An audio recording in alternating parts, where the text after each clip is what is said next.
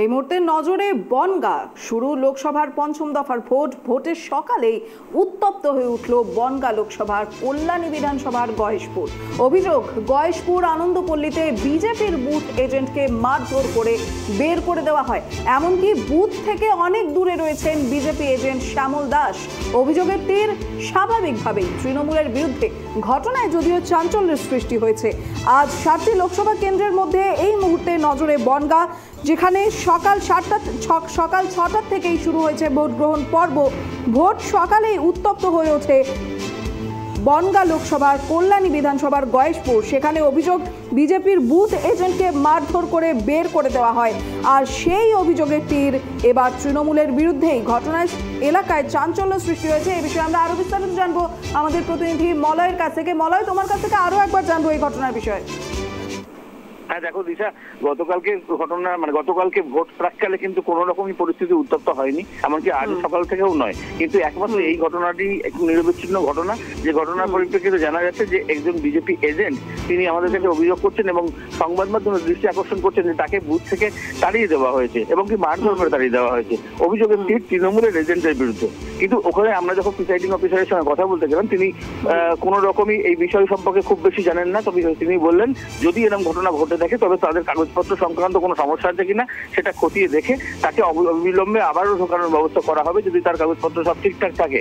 কিন্তু ওই এজেন্ট যখন আমাদেরকে কাগজপত্র দেখাচ্ছেন, তার কাগজপত্রে আমরা অন্তত কোনো অসঙ্গতি প্রকাশ পাইনি।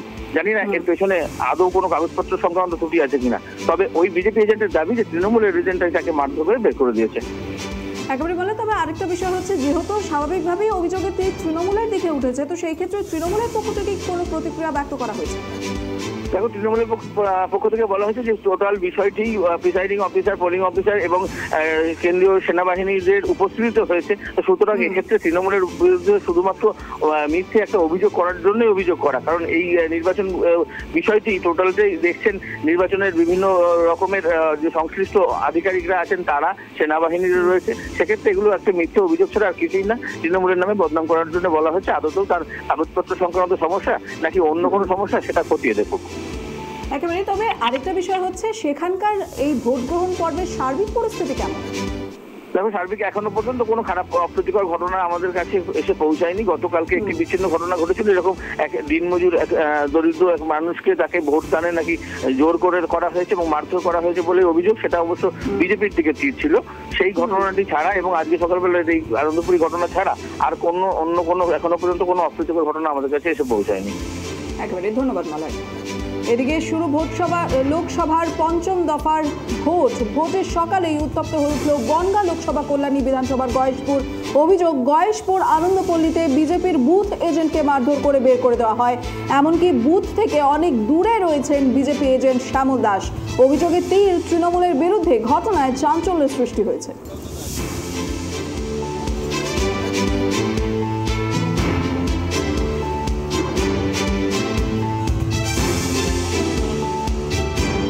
কোন দলের এজেন্ট? আমি বিজেপি, ভারতীয় জনতা পার্টির এজেন্ট। আপনার বুথের নম্বর কত? 267।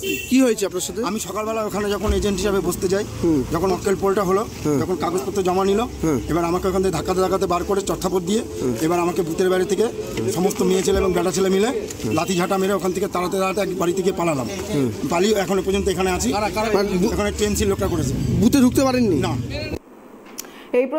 এই প্রতিবেদনে যেমনটা আমাদের প্রতিনিধি জানালেন যে সেখানে তেমন কোনো অপ্রীতিকর ঘটনা ঘটেনি। তবে এই মুহূর্তেই বড় খবর, সেই বনগাঁ লোকসভা কেন্দ্র থেকেই একেবারে রক্তাক্ত পরিস্থিতি বিরাজ করছে সেখানে।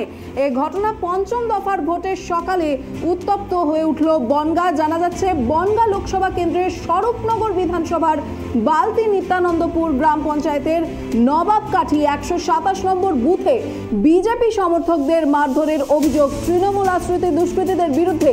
অভিযোগ, এদিন সকালে বেশ কিছু বিজেপি সমর্থকরা ভোট দিতে যান, আর সেই সময় তৃণমূল আশ্রিত দুষ্কৃতীরা বেধড়ক মারধর করে তাদের।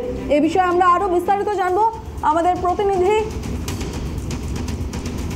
তন্ময়ের কাছ থেকে। আমরা এই বিষয়ে আরো বিস্তারিত জানবো। তন্ময়, তোমার কাছ থেকে এই ঘটনার বিষয়ে আরো একবার বিস্তারিত জানবো। মূলত কি হয়েছিল সেখানে?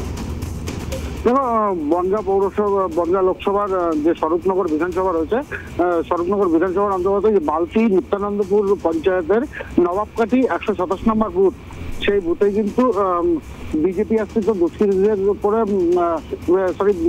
বিজেপির যে কর্মী সমর্থক রয়েছে তাদের কিন্তু মারধরের অভিযোগ ওঠে তৃণমূল আশ্রিত দুষ্কৃতীদের বিরুদ্ধে। সেখানে কিন্তু দেখা যায় যে যারা বিজেপি কর্মী তাদের অভিযোগ যে তারা যখন ভোট দিতে আসছিল তখন কিন্তু তাদের উপরে চড়াও হয় একদল তৃণমূল আশ্রিত দুষ্কৃতী এবং তাদের বেধড়ক মারধর করা হয়।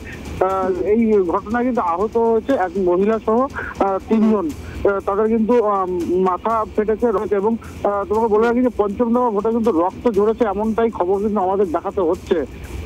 এবং তন্ময়, তবে আরেকটা বিষয় হচ্ছে মূলত এই বচসা নয়, ঠিক এই হাতাহাতির ঘটনা মূলত কিসের থেকে হয়েছে, এর পেছনে কারণ কি ছিল?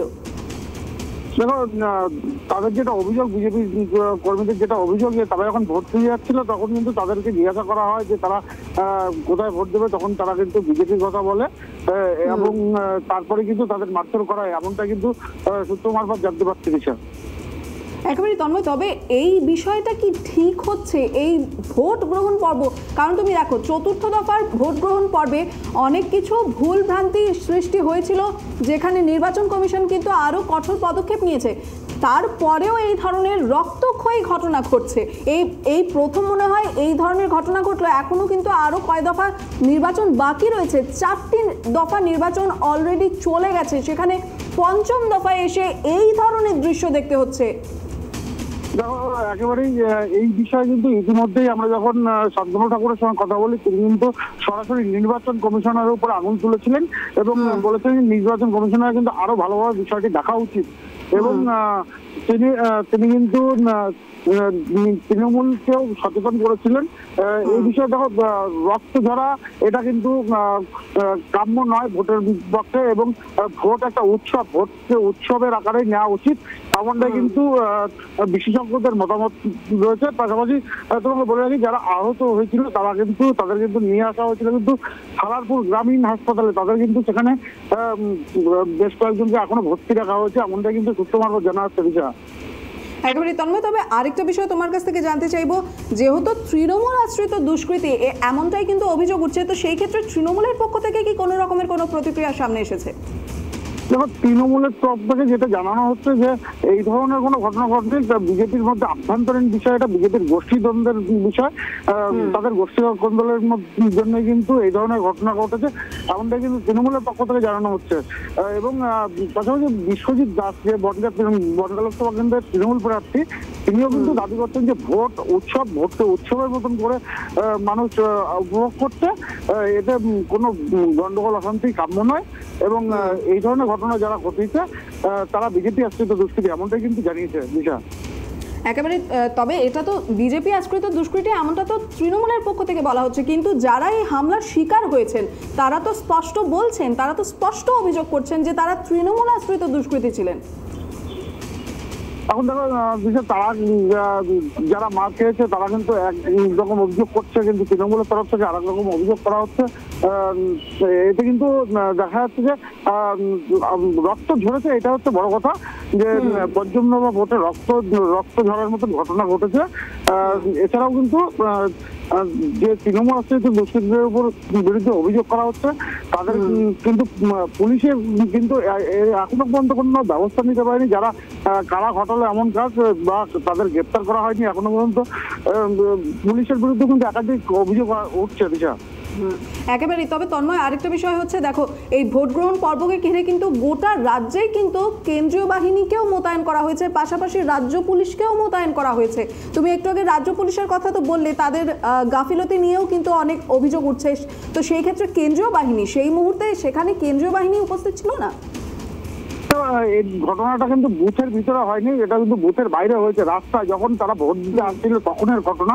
অতএব সেখানে কিন্তু কেন্দ্রীয় বাহিনীর কোনো নজরদারি সেখানে ছিল না, তবে বুথের মধ্যে কেন্দ্রীয় বাহিনী থাকার কথা, কিন্তু রাস্তায় টহলদারি পুলিশটা থাকার কথা, কিন্তু সেখানে দেখা যাচ্ছে কোনো জায়গায় পুলিশ কোনো এমন একটা জায়গায় ঘটেছে ঘটনাটা, সেখানে পুলিশের কোনো উপস্থিতি ছিল না, এমনটাই কিন্তু জানা যাচ্ছে। তবে কেন্দ্রীয় বাহিনীও কিন্তু অ্যাকশন নিচ্ছে, কোথাও কোনো ঘটনার খবর পেলে সঙ্গে সঙ্গে কিন্তু তারা ছুটে যাচ্ছে, এমনটা কিন্তু আমাদের নজরে আসছে। যা একেবারে তন্ময়, তবে আরেকটা বিষয় হচ্ছে গিয়ে এই যে এইবারের ভোট গ্রহণ পর্বকে ঘিরে কিন্তু নির্বাচন কমিশন বহু ধরনের অত্যাধুনিক ব্যবস্থাও কিন্তু গ্রহণ করেছে। তো সেই ক্ষেত্রে অন্যতম হচ্ছে গিয়ে এই সিসিটিভি মোতায়েনের ব্যবস্থাটা। তো সেই ক্ষেত্রে সিসিটিভি ক্যামেরায় এ ধরনের কিছু ধরা পড়েনি বা নির্বাচন কমিশনের কাছেও কি এ ধরনের কোনো খবর পৌঁছয়নি? নির্বাচন কমিশনের কাছে ইতিমধ্যেই কিন্তু বিজেপির যে প্রার্থী রয়েছে শান্তনু ঠাকুর, তিনি কিন্তু অভিযোগ করেছেন সিসিটিভি ক্যামেরা যেটা ধরা পড়ে সেটা হচ্ছে বুথের ভিতর, কিন্তু বুথের বাইরে সিসিটিভি ক্যামেরা যেহেতু নেই বা বুথের মানে গ্রাম্য এলাকা, সেই এলাকায় রাস্তাঘাটের কোনো সিসিটিভির ব্যবস্থা তো নির্বাচন কমিশনের পক্ষ থেকে করা হয়নি। তার জন্য কিন্তু সেইভাবে সেই অর্থে কোনো দুর্ঘটনার খবর সেটা কিন্তু সিসিটিভি ফুটেজ যে ধরা পড়েনি। বুথের ভিতরে যদি কোনো কিছু হয়ে থাকে সেটা অবশ্যই বুথের ভিতরে যে ঘটনা ঘটবে সেটা কিন্তু বুথের ভিতরে অবশ্যই সিসিটিভি ফুটেজে ধরা পড়বে এবং সেটা নির্বাচন কমিশন লক্ষ্য রাখবে, এমনটা কিন্তু সূত্র মারফত জানা যাচ্ছে। একেবারে তন্ময়, তবে আরেকটা বিষয় হচ্ছে এই যে সিসিটিভি ক্যামেরার যে বিষয়টা, শুধুমাত্র বুথের ভেতরে সিসিটিভি ক্যামেরা, অথচ বাইরে অন্য কোথাও কোনো সিসিটিভি ক্যামেরার ব্যবস্থা নেই। তো সেই ক্ষেত্রে এই যে যারা ভোটদাতারা রয়েছেন তারা যে আক্রান্ত হচ্ছেন মাঝপথে ভোট দিতে যাওয়ার পথে, তো সেই ক্ষেত্রে কোথাও কি এটা মনে হচ্ছে না যে এই ধরনের বিষয়গুলো নজরদারিতে রাখা উচিত ছিল নির্বাচন কমিশনের? একদমই নির্বাচন কমিশনের আরো বেশি সচেতন হওয়া দরকার ছিল, আরো বেশি নজরদারি বাড়ানো দরকার ছিল, পুলিশের আরো টহলদারি বাড়ানো দরকার ছিল এবং কেন্দ্রীয় বাহিনী জওয়ানদের কিন্তু আরো রাস্তায় নামানো দরকার ছিল, যেটা আমরা কোনোবার ভোটেই দেখিনি যে কেন্দ্রীয় বাহিনী জওয়ানরা বা পুলিশ প্রশাসনরা একদমই রাস্তায় রয়েছে, যেখানে কোনো সাধারণ ভোটাররা তারা বাড়ি থেকে ভোট দিতে আসছে তাদেরকে সুস্থভাবে তাদের বুথে নিয়ে যাওয়া বা তাদের বাড়ি পৌঁছে দেওয়া সেরকম কোনো ব্যবস্থাই কিন্তু এখনো পর্যন্ত চোখে পড়েনি। তবে এটুকু বলতে পারি যে সামনে এইগুলো নির্বাচন কমিশন লক্ষ্য রাখবে, এটা সবাই কামনা করে সাধারণ ভোটাররা। একেবারে ধন্যবাদ তন্ময়।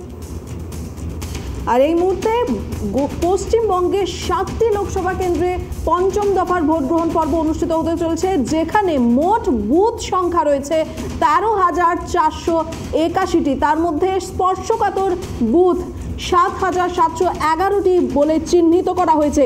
নিরাপত্তার ব্যবস্থার ক্ষেত্রে আপনাদেরকে জানিয়ে রাখি, আজ রাজ্যে মোট 613 কোম্পানি কেন্দ্রীয় বাহিনী মোতায়েন করা হয়েছে। পাশাপাশি রয়েছে 25,590 জন রাজ্য পুলিশ। এত কড়া নিরাপত্তার মধ্যেও বনগাঁ লোকসভা কেন্দ্রে এই ধরনের রক্তক্ষয়ী ঘটনা আপনারা এক্সক্লুসিভলি ট্রাইব টিভির পর্দায় দেখতে পাচ্ছেন। পঞ্চম দফার ভোটের সকালেই উত্তপ্ত হয়ে ওঠে বনগাঁ, যেমনটা এই মুহূর্তে আপনারা সেই দৃশ্য দেখতে পাচ্ছেন। মেরে মাথা ফাটিয়ে দেওয়া হয়েছে ভোটদাতাদের, তাও মাঝপথেই। সেখানে ছিল না কোনো সিসিটিভির ব্যবস্থা, সেখানে ছিল না কোনো কেন্দ্রীয় বাহিনী, সেখানে ছিল না কোনো রাজ্য পুলিশ। নবকাঠি 127 নম্বর বুথে বিজেপি সমর্থকদের মারধরের অভিযোগ। তৃণমূল আশ্রিত দুষ্কৃতীদের বিরুদ্ধে সকালে বেশ কিছু বিজেপি সমর্থকরা ভোট দিতে যাওয়ার পথেই তৃণমূল আশ্রিত দুষ্কৃতীরা বেধড়ক মারধর করে তাদের। ঘটনায় এক মহিলা সহ 3 জন গুরুতর আহত হন। আর সেই দৃশ্য এই মুহূর্তে আপনারা দেখতে পাচ্ছেন, তাদেরকে মেরে রীতিমতো মাথা ফাটিয়ে দেওয়া হয়েছে, সেখানে রক্ত ঝরানো হয়েছে, এমনটাই অভিযোগ উঠছে। ঘটনার খবর পেয়ে ঘটনাস্থলে পৌঁছে পরিস্থিতি সামাল দেয় পুলিশ এবং কেন্দ্রীয় বাহিনী, কিন্তু সময় মতো পৌঁছয়নি কেউই। তারা অবশেষে দেরি করে পৌঁছেছে। তো সেই ক্ষেত্রে এর দায় কার? সেই মুহূর্তে যারা নিরাপত্তার দায়িত্বে ছিলেন তারা কোথায় ছিলেন? কেন ঘটবে এ ধরনের ঘটনা জানতে চায় ট্রাইব টিভি। ঘটনার খবর পেয়ে পৌঁছয় সামাল দিতে পুলিশ এবং কেন্দ্রীয় বাহিনী। আহতদের উদ্ধার করে সারাপুর গ্রামীণ হাসপাতালে নিয়ে যাওয়া হয় চিকিৎসার জন্য। কিন্তু ঘটনায় এলাকায় এক চাপা উত্তেজনার পাশাপাশি আতঙ্কে রয়েছেন স্থানীয়রা।